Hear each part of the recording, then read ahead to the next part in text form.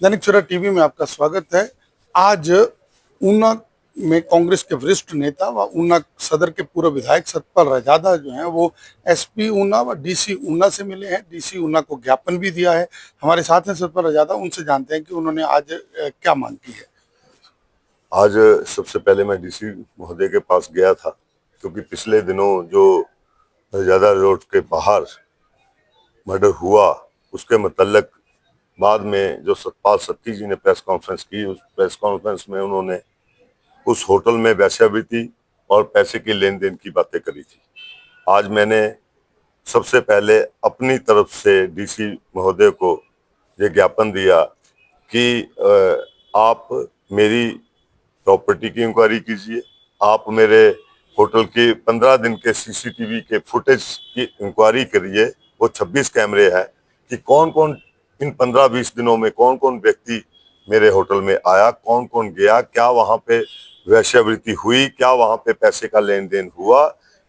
हर एक कोने की वहां पे फुटेज है और मैं चाहता हूं कि उसकी प्रॉपर इंक्वायरी हो, ताकि लोगों के आगे जो सतपाल सत्ती जी ने जिस तरीके से मुझे पेश किया या मेरे फैमिली को आघात पहुंचा उसकी मैं इंक्वायरी चाहता हूं, ताकि मैं दुनिया के सामने स्वच्छ तरीके से बाहर आ सकूं। और इसके साथ साथ मैंने सतपाल सत्ती जी के जो उन्होंने दुकान जहां पे 10-15-20 सालों से वो दुकान कर रहे हैं और आगे वो दुकान सबलट की है क्या नहीं की है, और जिसको उन्होंने अपने उसमें ग्रांटर दिया हुआ था वो उनका साला महोदय है।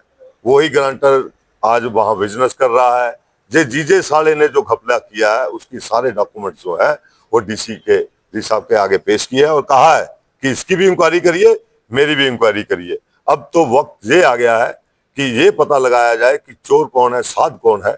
यही पहले पता लगाना जरूरी है, ताकि हम बता सकें, हम जनता के नुमाइंदे हैं, हमारे ऊपर अगर इल्जाम लगे हैं तो हमें साबित करना पड़ेगा कि हम साफ सुथरे हैं, और मैं अपने आप को साफ सुथरा साबित करूंगा। और सतपाल सत्ती जी से गुजारिश करूंगा कि वो भी अपने आप को साफ सुथरा साबित करें, और साथ के साथ उन्होंने जो मेरे ऊपर इल्जाम लगाए हैं उनको प्रूफ करें, क्योंकि 15 दिन के बाद मैं उनके ऊपर मानहानि का केस भी करने वाला। जिस प्रकार से ये पूरी घटना हुई, जिस प्रकार से उसके बाद प्रशासन सख्त हुआ, मुख्यमंत्री आए, आपने भी बात की, आपने भी प्रशासन से बात की कि सख्ती की जाए। कैसा है जी अब की आपने कहा भी है कि जो सख्ती हो सकती है वो की जाए, और प्रशासन अब सख्त निर्णय लगातार ले रहा है। देखिए,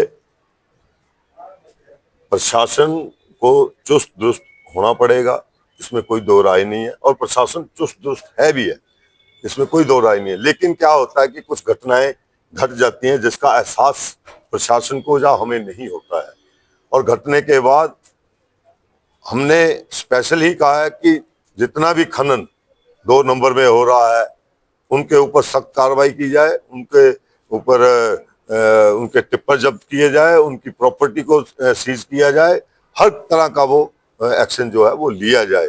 और इसके साथ साथ हमने ये भी कहा है कि कई बार क्या होता है कि सख्ती करने के बाद आम लोग भी परेशान होने लगते हैं, तो इन चीजों का ध्यान भी रखना पड़ता है।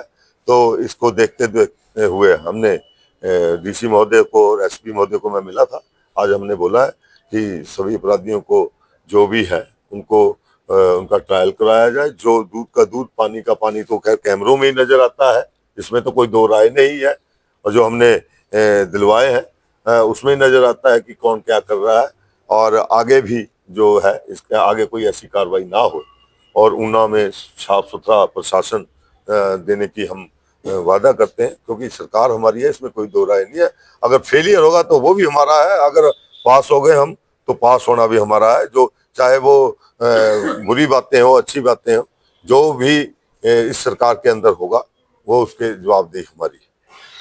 ये थे हमारे साथ सतपाल राजदा, जिन्होंने साफ कहा कि इंक्वायरी साफ हो, इंक्वायरी के लिए हमने कहा है, और इंक्वायरी के बाद जो है वो साफ सुथरा होगा। और उन्होंने कहा कि भाजपा के विधायक जो है उन्होंने जो आरोप लगाए हैं उन पर नोटिस भी दिया है, आज इंक्वायरी की मांग की। दैनिक सवेरा टीवी के लिए अपने सहयोगी लखवीर लक्की के साथ राजीव भनोट।